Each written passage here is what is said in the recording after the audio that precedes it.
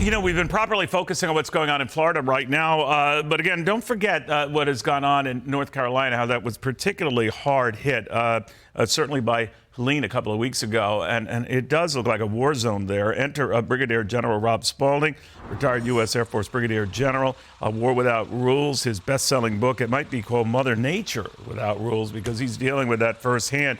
General, you're on the ground there. You're trying to help out. I mean, this is a personal mission for you, but explain.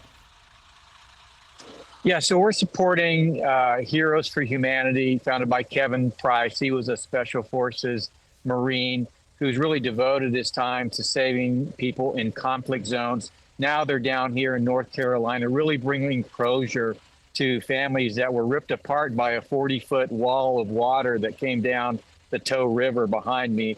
Extremely challenging conditions, but it's really the best of America because Americans just dropped everything and they're down here, you know, spending their time, spending their money, and really risking their lives to bring closure to a lot of these families. God bless you. But, General, you know, people forget. I mean, that was and is a war zone. There are a lot of people had no power, no way for them to reach anyone, no way for anyone to reach them. Enter the U.S. military with a lot of these helicopters we've seen flying around to get to them, to help them. How's it looking now?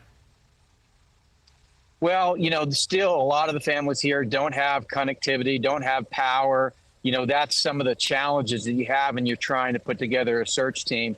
And so, you know, I think, Neil, one of the things that really it brings home is the importance of resilient infrastructure. Some of these families are going to be without power for months. It was just really devastating. And so power and communication is really important that we focus on those. You know, I noticed the biggest problem for a lot of folks is just getting the word out that they are without power. Hard to do when you don't have the power. Harder still when you don't have cellular service. So Starlink came in to try to provide satellite-related service. How is that going? Well, it is. You know, I think it's been very helpful to the families. I think one of the things that, though, as you're doing missions here, you really need the ability to create a network that actually allows those former soldiers to go out there and do their job.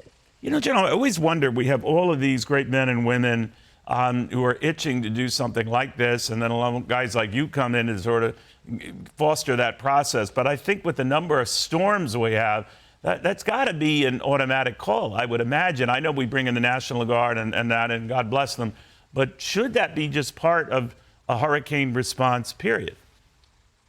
Well, you know, yesterday we had members of the 101st Airborne, 3rd Group, so it's not, and some active duty just, you know, requested time off to come and help.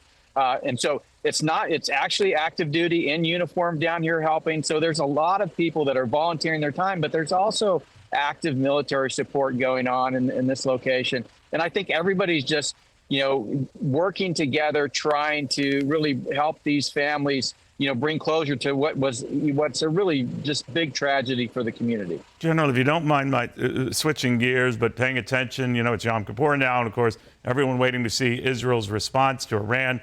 So far, no response just yet. Iran has put out this warning to other nations who might participate in that or condone or support it, that they won't forget that. That's a clear threat. What did you make of all of that? Well, you know, I think Israel has to continue to do what they're doing. I think, as you know, Neil, we've supported the Iranian regime, which has really just pumped in all that money we gave them into Hezbollah, Hamas.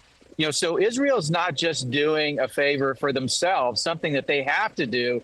It's something that we should be really much more, you know, participating in. And I think it really you have to focus on Iran. They're the support of it. And then you have to look at, hey, the Chinese are supporting Iran. Russia's supporting Iran. This is not just a single country. This is a group of countries that are working together. And it doesn't just affect Israel or even, you know, in the region. Saudi Arabia wants to have our help. And we're just not, you know, I think in a position to really think about this problem strategically and help ourselves. You know, because ultimately, if we can create some stability in the region, it's going to be good for the United States. General, thank you very much, and for all the hard work you're doing to help people in North Carolina and elsewhere.